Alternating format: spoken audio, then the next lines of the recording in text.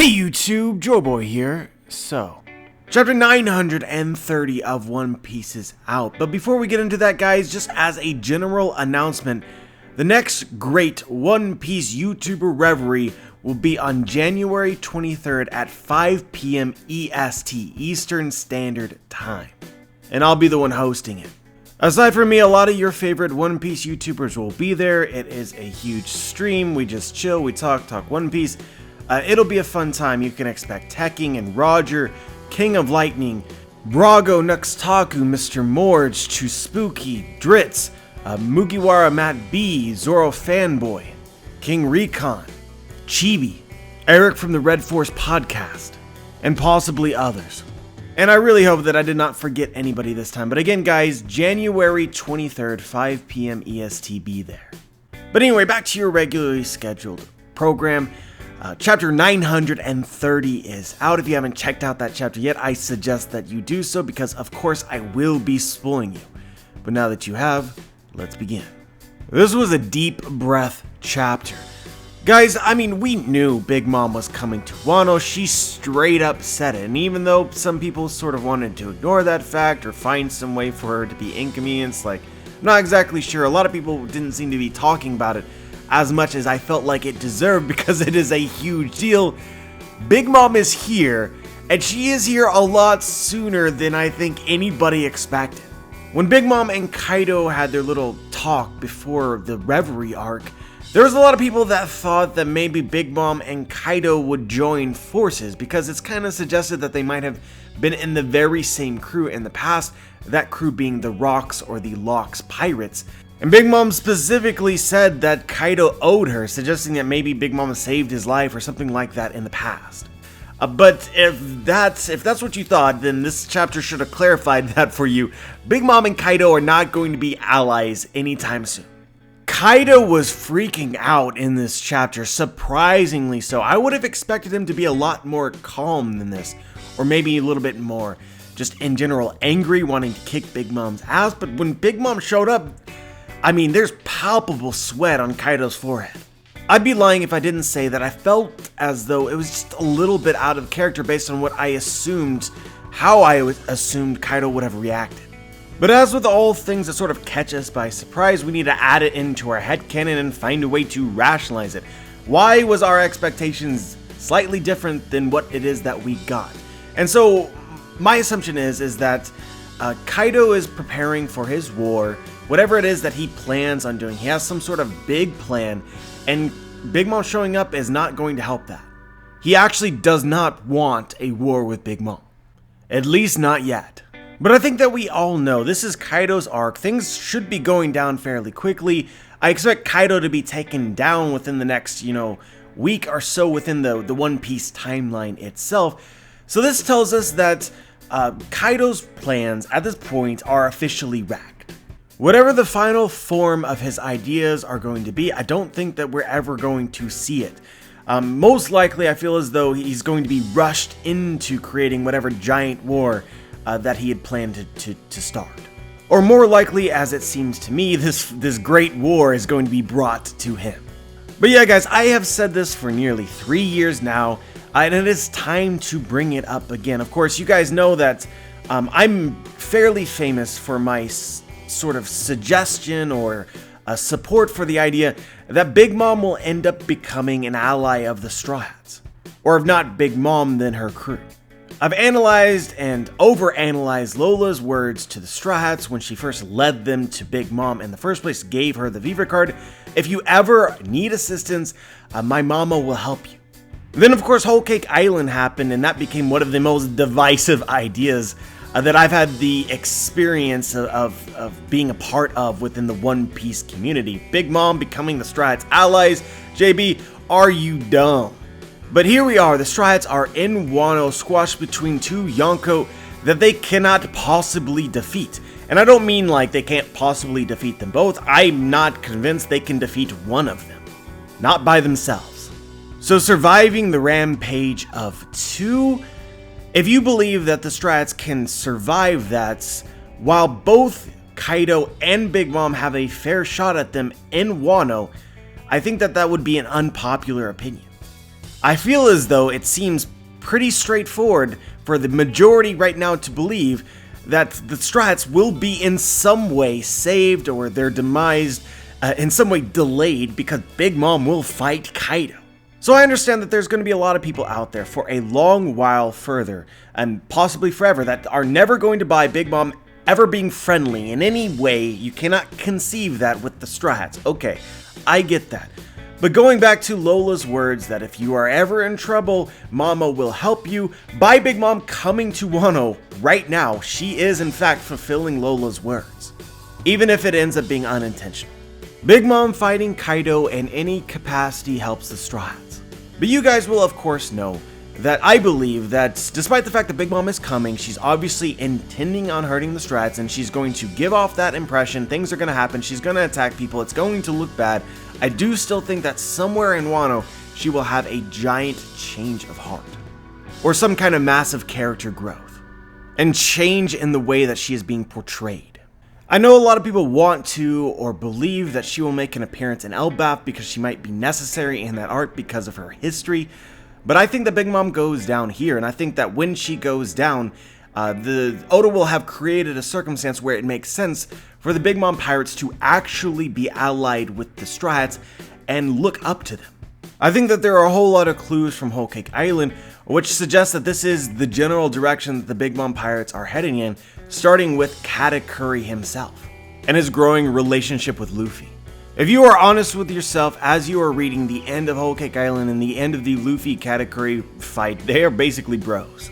And if Big Mom were to ever be defeated and or killed, we would assume that Katakuri would take up the mantle of the leader of the Big Mom Pirates, similar to how Marco took up the command of the Whitebeard Pirates when Whitebeard died.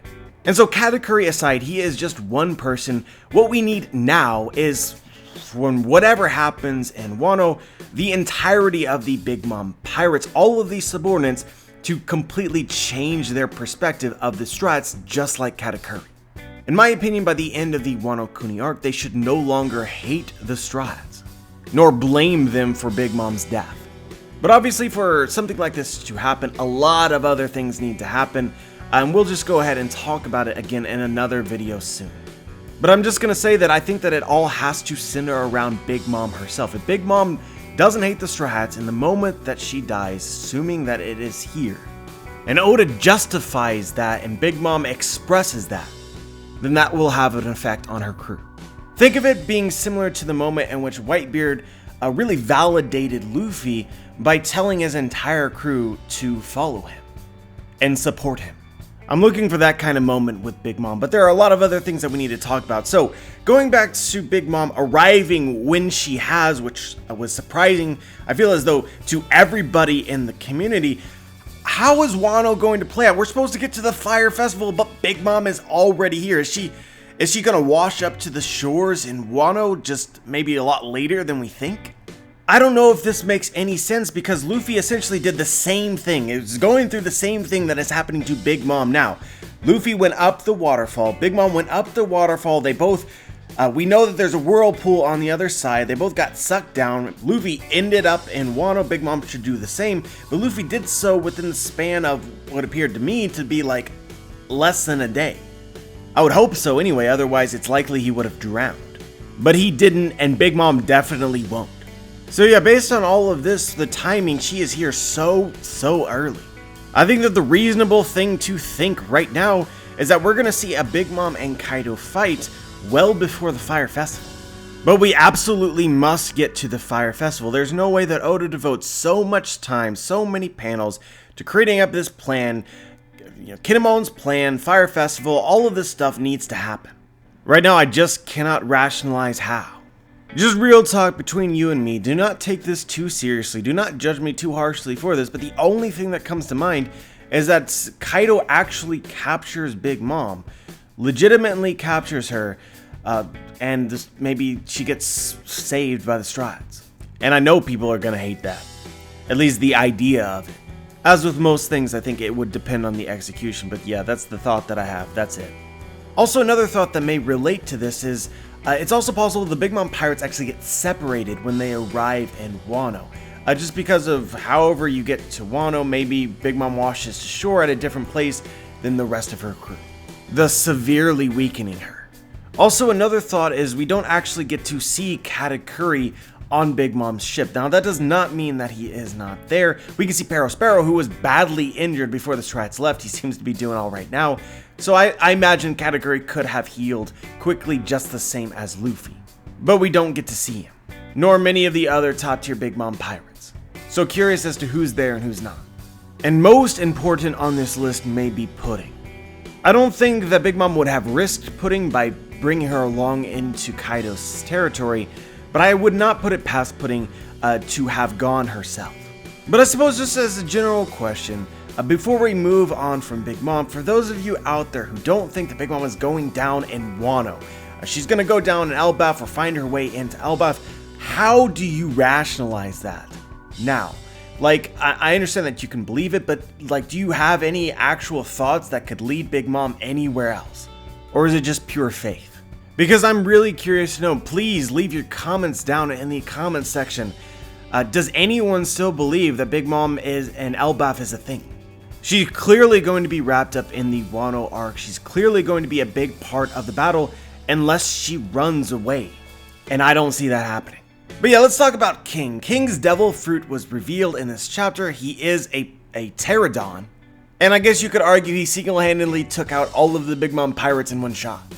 This was another thing that I think caught everybody off guard, mainly because even as a pterodon, which is, obviously an ancient type devil fruit, he still has fire sort of emanating from his body. So not really sure why that is the case. Seems a little bit misleading, but still very, very cool. But yeah, I've seen some people mention that it's pretty cool that King has a dinosaur devil fruit, but I just want to point this out, I guess, just for your general knowledge.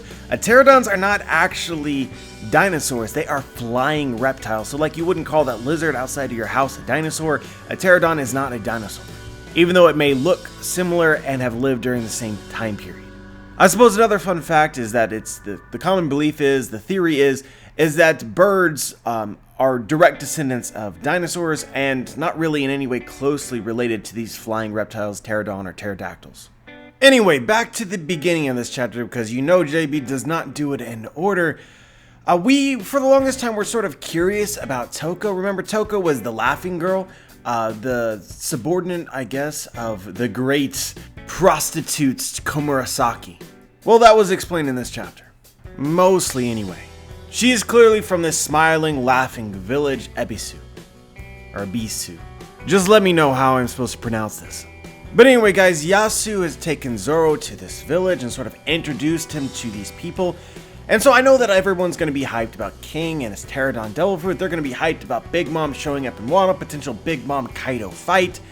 But I liked this part of the chapter just as much and maybe more. I have a feeling that this is one of the very most important scenes in Wano that we have gotten. And by important, I don't just mean in Wano. In fact, I don't think that it's overly important when considering Wano. I think it's just important to the themes of One Piece. This just feels like something that Oda has had in his mind, possibly since the very beginning of One Piece, or since he first conceived of the Wano Kuni arc. I mean, there's some powerful stuff in here, guys. Out of all the living creatures in this world, humans are the only ones that have the ability to laugh.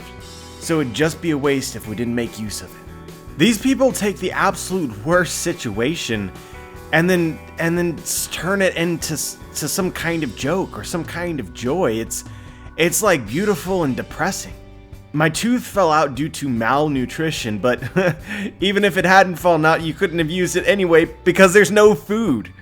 In everything, these people find the good. That's remarkable. Even having essentially nothing, what little they are given, they're willing to share. Guys, I had a little bit of a moment when I was reading the beginning of this chapter, specifically following Zoro as he's sort of listening into all of these conversations and his expressions. It was so powerful to me. Zoro is so upset. These people deserve better, but they wouldn't even allow him to frown. God damn. For me, guys, this was an almost perfect 10 out of 10 moment or scene. Oda outdid himself. But yeah, obviously there are some things to discuss, like for instance, Toko, her relationship with the village, Zoro's interaction with him. All of these things I would assume would come back into the story in some way, and I'm really curious how it will all play out. Another thing that I want to point out to you guys is I got huge Will of D vibes. It's a common observation that those who possess the initial D, in the moments before their death, they are shown smiling. And it very strongly reminds me of this entire village's mentality. No matter how bad the situation might be, you find the good. This line in particular struck me as important. Your luck will run out if you don't smile. Luck is a very real concept in One Piece. I know a lot of people don't like it. They don't like to acknowledge it, but Luffy is absurdly lucky. He is also a D, and he is also smiling all the time.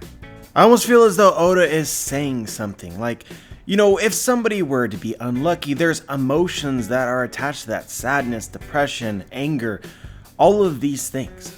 But if you never feel them, if you always find the good, then how can you ever really be unlucky? Every moment that you had to live was cherished. You were lucky till the end.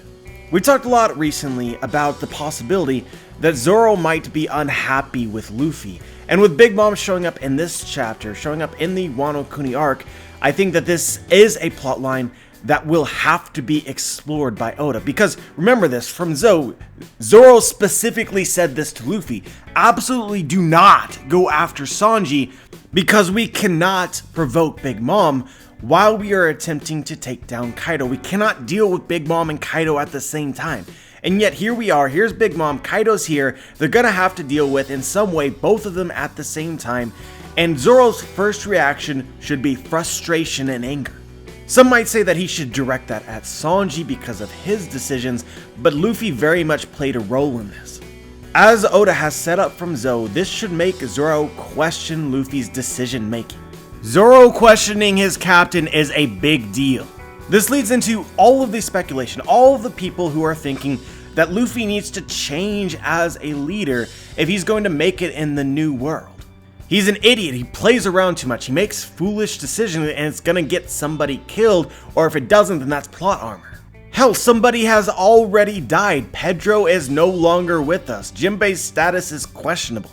But the discussion around this, which has been here the entire time, and I've sort of tiptoed around it, is does Luffy really need to change despite this? And if you ask me, guys, Oda emphatically foreshadowed the answer to this question in this chapter. Luffy needs to keep being himself. He needs to keep smiling. If he stops smiling, his luck will run out. If Luffy takes the new world too seriously and loses the fun of the adventure, his luck will run out and he will never become the Pirate King. You know, I said this offhand in a video recently, but a lot of people, in essence, want Luffy to become more Law-like, because Law represents sort of the ideal of what a leader should be. He's very prudent and he's calculating. He's realistic and he doesn't take risks. As he said so in this chapter, Law would not take on the Beast Pirates and the Headliners unless he believed that they had a 100% chance of victory. Whatever it is that they stand to gain from that conflict is not worth it unless victory is absolutely certain. Law would rather leave all of the innocents that are in danger behind. And as if Oda and Usopp are reading my mind, Usopp tells Law, well, that's not a very Luffy-like decision. Nor should it ever be. As it appears to me, guys, Oda is clearly setting up Zoro becoming frustrated with Luffy's carefree nature. But I think that this chapter almost explicitly tells us, at least, between the lines, that this carefree nature is Luffy and the way in which he should lead the Strides. So this chapter is telling us that Zoro, in this future conflict that I think is likely to happen, is wrong. He needs to lighten up and trust his captain, and trust fate to decide what their futures hold, meanwhile cherishing every moment of the adventure. As Yasu said at the very end, poverty cannot defeat us. Crying wouldn't make us any richer, so it'd just be a waste if we didn't laugh. The Yonko cannot defeat us. Worrying wouldn't make us any more powerful, so it'd just be a waste if we didn't laugh. I want you to stay true to yourself, Luffy, no matter how bad it gets. But yeah, the only other thing that I want to talk about from this chapter obviously is Sanji fighting Page 1. He specifically gets out his raid suit. I've seen so much cancerous discussion about this. that I really just don't want to get into. Guys, it's not too soon for the raid suit if he needs to master the raid suit, and or Oda wants to power scale it like Sanji puts on the suit itself, and he, annihilates page 1. Like, for instance, the first time that Luffy ever used Gear Second wasn't to fight Lucci. It wasn't in the main battle. It was beforehand where he fought Arise Luna. I also think that the suit in some way is going to help disguise Sanji. Now, just to throw an idea out there, I don't know if this is the case, this would be kind of a cruel joke, but we know how when Sanji was a kid, he wore that iron mask when he was in prison, so maybe his raid suit has some sort of component like that? Either way, it seems emphasized that to put on the raid suit means for Sanji to stay hidden and unrecognized. And I really, really do hope that he makes page 1 look foolish.